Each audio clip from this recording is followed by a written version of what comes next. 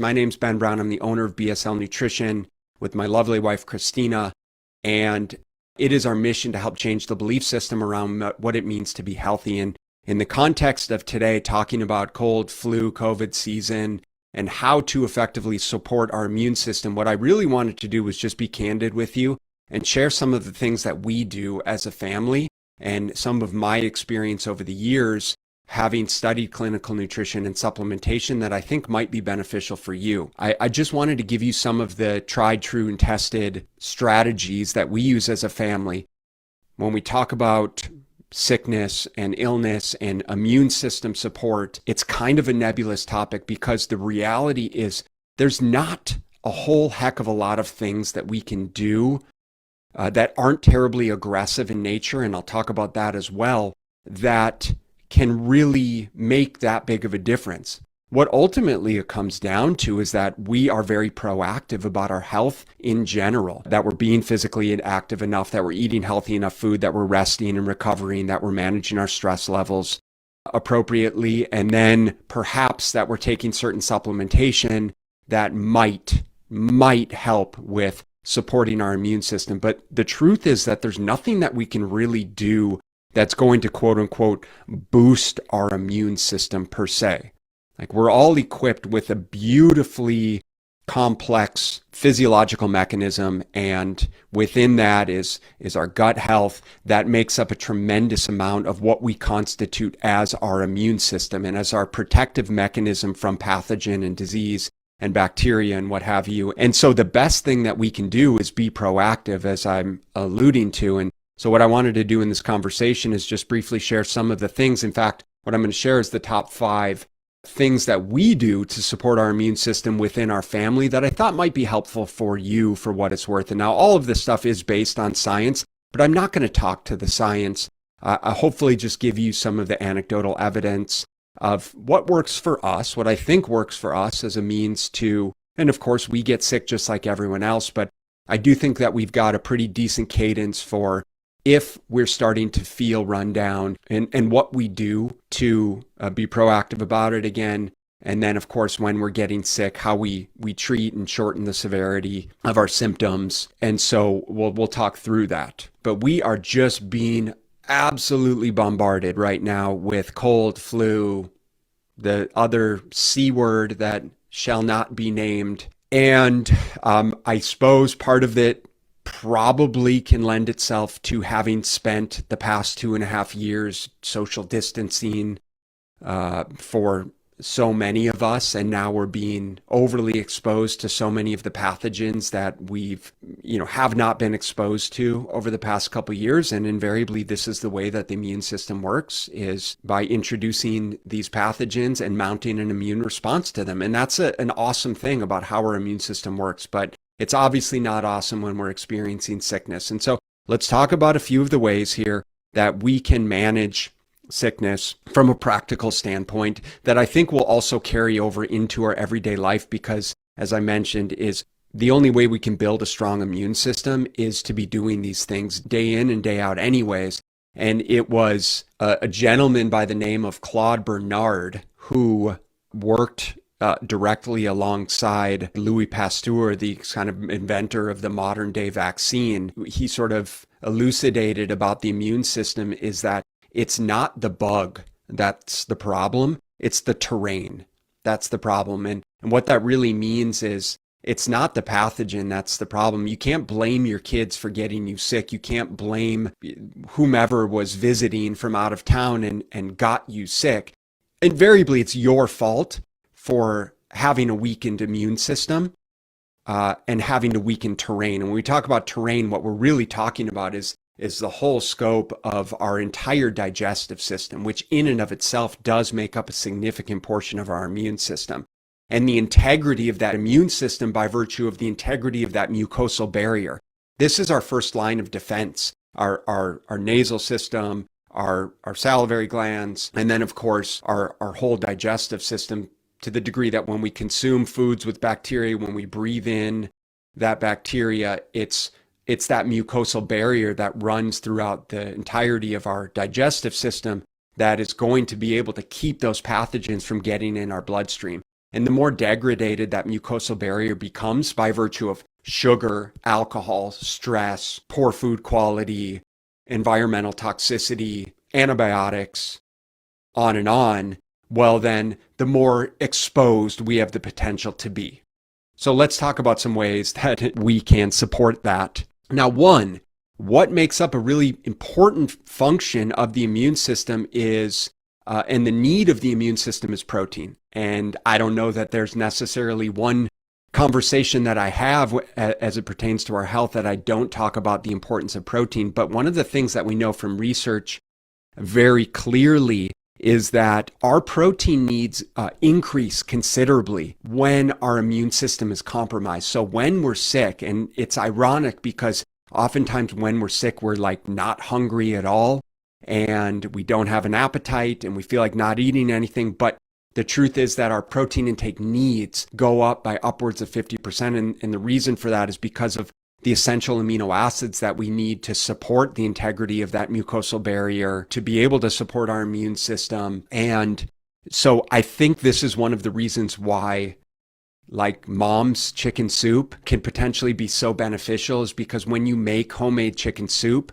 all of the collagen, all of the essential amino acids that come from doing it the old-fashioned way of cooking whole chickens and having the feet and all of what's called the glycosaminoglycans, all of these really rich amino acids and collagen-like amino acids play a pivotal role in supporting the immune system. So eating that chicken soup can actually be really, really healthy for us.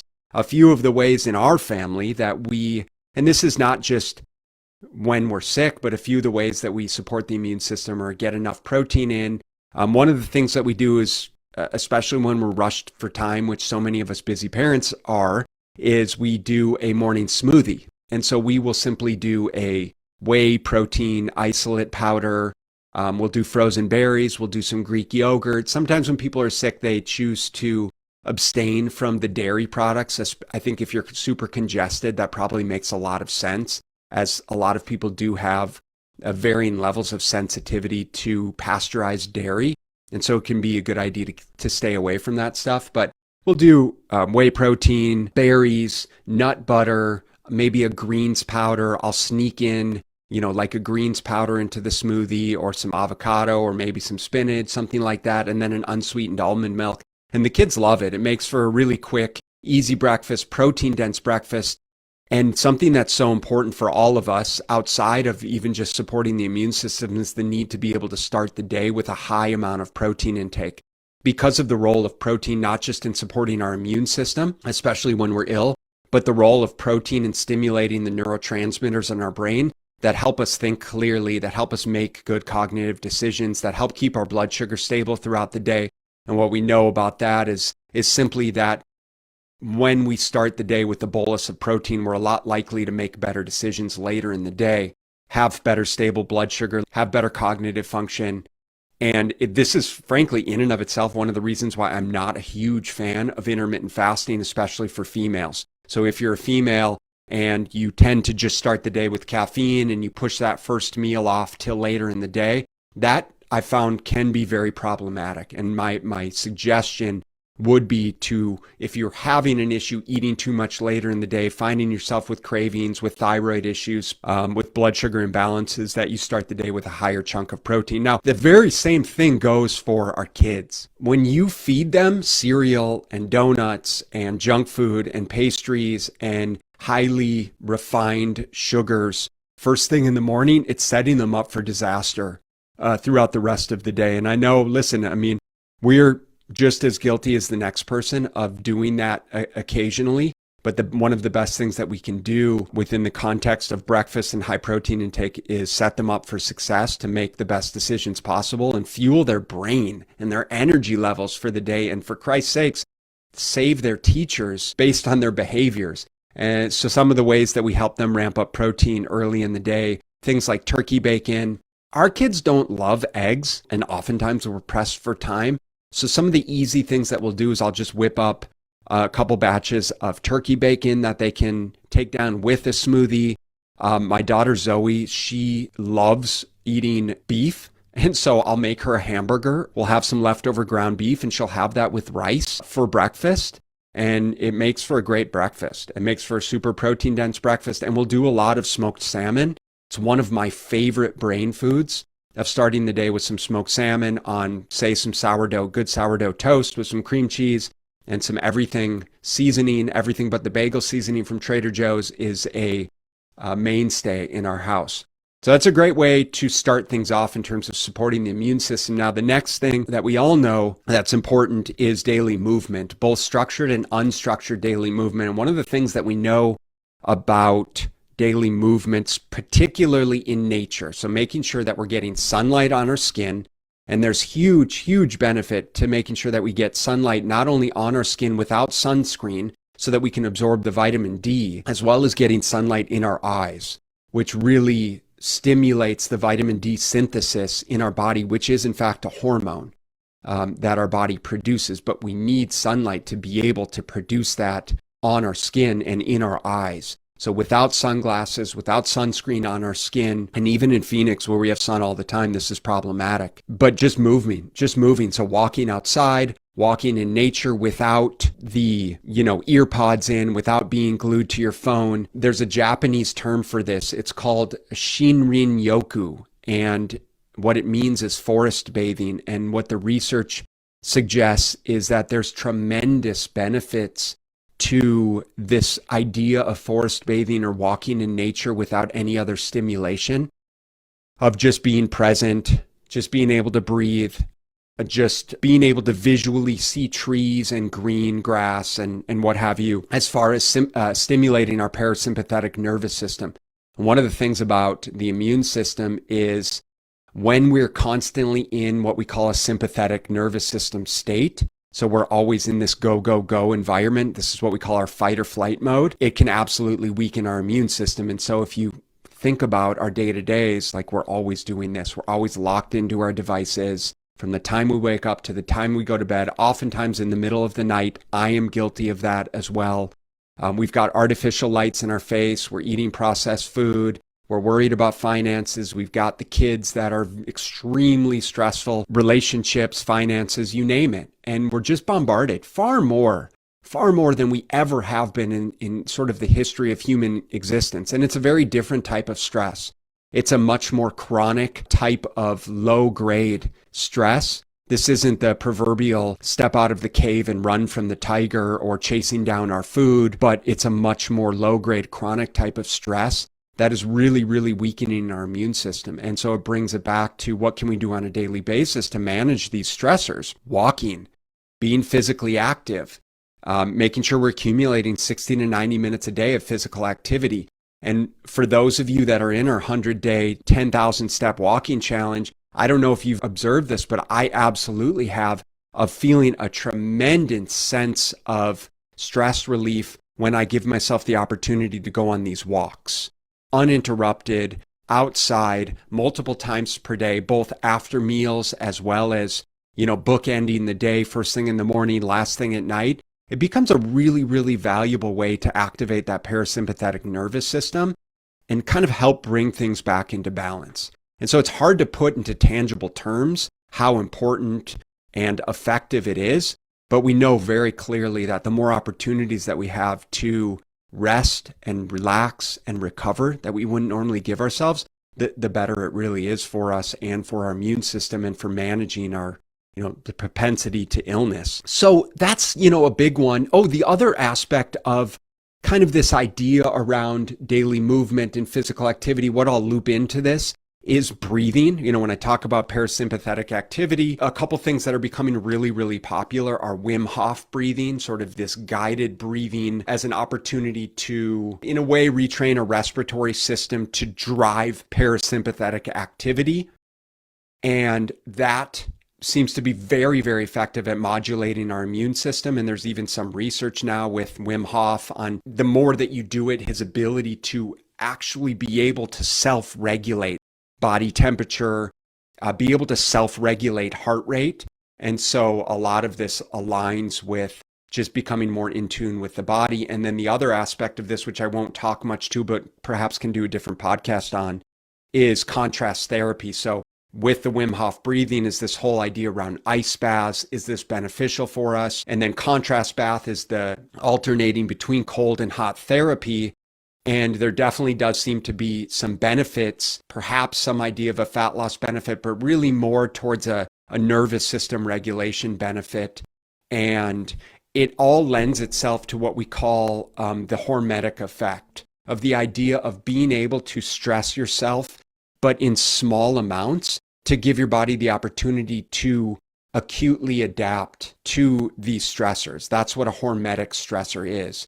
It's exposing yourself to stressors to give your body the opportunity to adapt.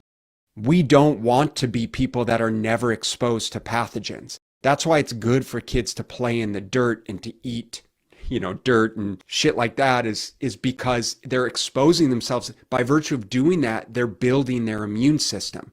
And this is how we build and support our immune system, to the degree that we never want to be the people that are always bathing in sanitizer, wearing masks all of the time, and never exposing. And we see this happening across the world of the people that have been locked down for the last 3 years now coming out, and what's happening? Now they're being exposed. And so it's not something that you can necessarily prevent. So the hormetic stressors, really, really important. Along the lines of parasympathetic nervous system activity is talking about sleep routines and making sure that we're giving ourselves the opportunity to have a set sleep routine. Now, I can say, matter of fact, as much as I want to be in bed at 8:30, be asleep by 9, be able to sleep from 9 to 4 or 5, and I'm an early riser. But with that said is, I got a kid who he wants to wrestle every night before we go to bed. And so we're getting all riled up wrestling, and then it's trying to shut it down. And so listen, anyone who says that they've got these really intricate, or you have to have these really intricate set routines, well, that's fine. That might work for them. But those of us with kids and tons of responsibilities, you do the best you can with what you got. So having some semblance of a nighttime routine, making sure the lights are off, making sure you're not watching TV in bed, making sure you're not exposing yourself to blue lights before bed, because those blue lights are very, very stimulating. And the light goes in and stimulates our pineal gland to secrete cortisol, which is a stress hormone. So when we're staring at our phone, when I'm staring at my phone at 3 a.m. when I can't sleep, I'm not doing myself any favors. I'm scrolling Instagram as far as those cortisol levels. And when cortisol levels are high, melatonin levels are low. And we all know that we want melatonin levels to be high when we're in sleep mode. So the more that you can ingrain that sleep routine, the better it's going to be for rest, for recovery, for rejuvenation. And then, of course, managing stress levels and supporting the immune system, which is when so much of our body and brain goes into recovery and healing mode. We know very clearly that when you're in a sleep deficit, your immune system in and of itself is going to be suppressed. You're going to be more insulin resistant. You're going to crave more sugar. The more sugar that you eat, again, the more it's going to reinforce this pattern. You're not going to be able to think clearly, on and on and on. So outside of with all of these things is when we're looking at ways to boost the immune system. If you're not doing your diligence to eating healthy food, starting the day with enough protein, moving your body on a consistent basis, like, this is not the sexy stuff. I realize this is boring, but it's the stuff that moves the needle and makes a huge difference in the grand scheme of things. Ask any of our clients. Now, one of the things that I've had to really learn the hard way now, and this kind of brings us to number 4, I guess we're on. We talked about starting the day with high protein breakfast. We talked about daily movement and structured physical activity. We talked about having a dedicated sleep routine. Talked about our number 4 is focusing on a healthy digestive system. As I talked about, 80% of our immune system resides in our gut, in this idea of this mucosal barrier that runs throughout our digestive system. That is our first line of defense. And for me, growing up, I had terrible, terrible gut issues, probably as a byproduct of having been on antibiotics a multitude of times from the time I was born till, through high school. And as great as antibiotics can be, they still can do a number on wiping away healthy gut bacteria. And so anytime that we're talking about the immune system, we have to talk about the balance of good and bad bacteria. And it's very easy to generate an imbalance of bad to good bacteria. And it's not that there's necessarily any bad bacteria per se, but it's about the synergy or the symbiotic nature, I should say, of the bacteria that's housed in our gut that we develop over a lifetime, starting from, a vaginal childbirth. That's when a big portion of our immune system starts to get built from the bacteria that we pick up through the vaginal canal. With that said, for me, it took years and years for me to really work to rebuild the integrity of my gut. And that came from supplementation. It came from clearing out foods that I was sensitive to because the mucosal barrier had been wiped away. And the integrity of the gut had been compromised. So I had a ton of food sensitivities. And this is stuff that all can be improved over time, but it's really just relative to where you are in your journey. With that said, it's not something to be overlooked. So I've placed a tremendous emphasis on, first and foremost, making sure to abstain from foods that can potentially be inflammatory. And for me, out of the gate, they really were gluten, they were dairy, were really two of the most offensive foods. And as I worked over the years to improve the integrity, now I can include those essentially in unlimited amounts, even though I choose not to, because I still don't feel good when I do that. It's definitely a process. What often happens kind of starting at Halloween with all of that influx of candy now through here we are going into Christmas and through New Year's, it's sort of like a never-ending barrage of sugar and processed junk. And it's something that we really have to be very, very cognizant of because it's so prevalent in everyday aspects of life. Kids' birthday parties, work-related events at the office, people bringing stuff over, the list goes on. And so we try and be proactive about minimizing the amount of sugar that we consume in the house, simply because we know that the kids are going to get so much of it outside. But especially when they're sick, it's kind of unspoken. It's like, okay, candy's gone, artificial sugars are gone. We're going to do our best to minimize gluten and dairy just because those can be inflammatory, especially if the kids are congested and inflamed. And so those are things that we make a concerted effort, whether I think it makes a big difference. But it obviously is very, very individualized. So making sure that we're focusing on a healthy digestive system. Remember, it's not the germ, it's not the bug, it's the terrain. And so building a strong immune system through a strong digestive system, making sure you're taking digestive enzymes, making sure you're chewing your food, making sure you're slowing down when you eat, making sure you're walking after meals. All of these things make a really, really big difference. And then lastly, I guess, as I've been alluding to, avoiding sugar, alcohol, and other inflammatory foods. And that's just the thing, is if you actually pay attention to how much sugar we are consuming and our kids are consuming on a daily basis, the recommended daily allowance for added sugar intake for adults and kids is 25 grams.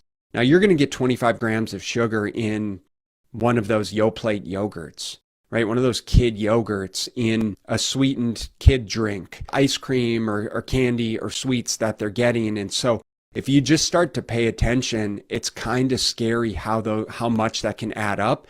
And we know above 75 grams a day, it really can start to suppress the immune system and contribute to a weakened mucosal barrier, and also contribute to the imbalance of good and bad bacteria. But some of the things, just to give you some context around how 75 grams of sugar can add up.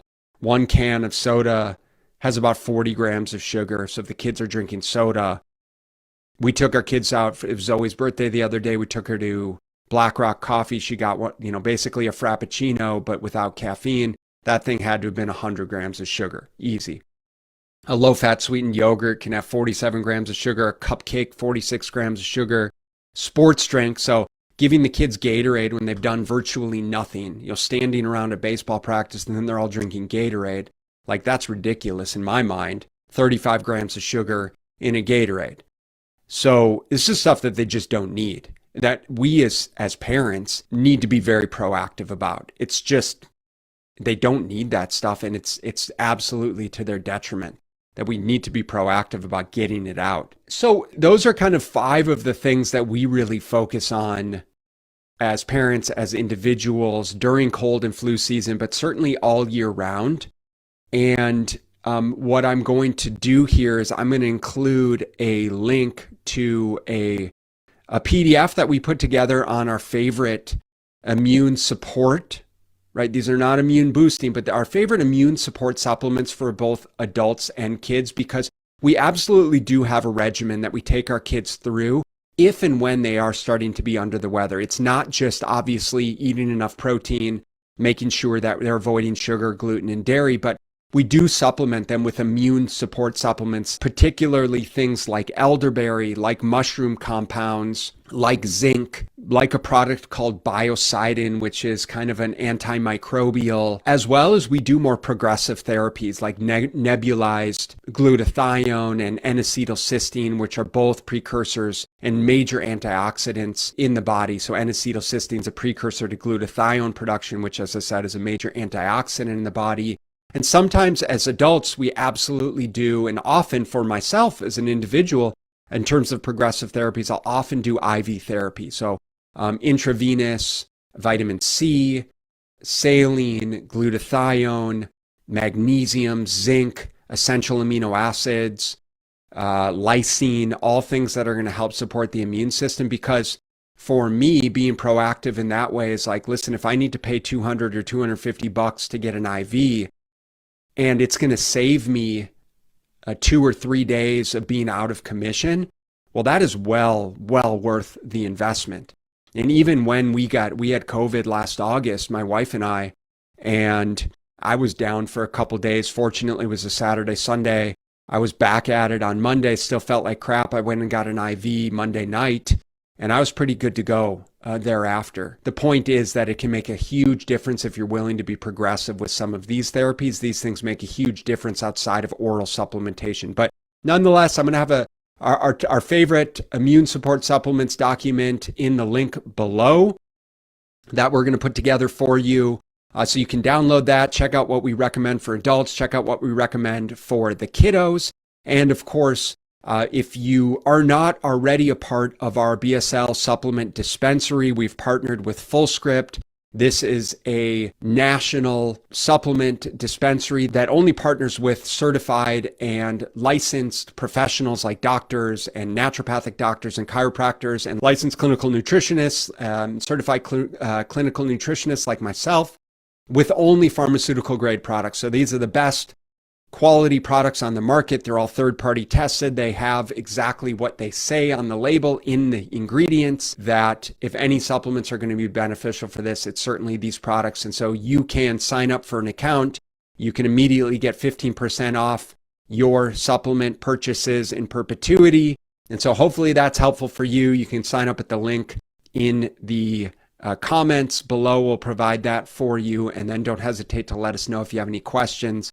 Hopefully this has been helpful for you, and I will catch you guys in the next conversation. Have a very wonderful holiday season and a happy new year, and we'll catch you in 2023.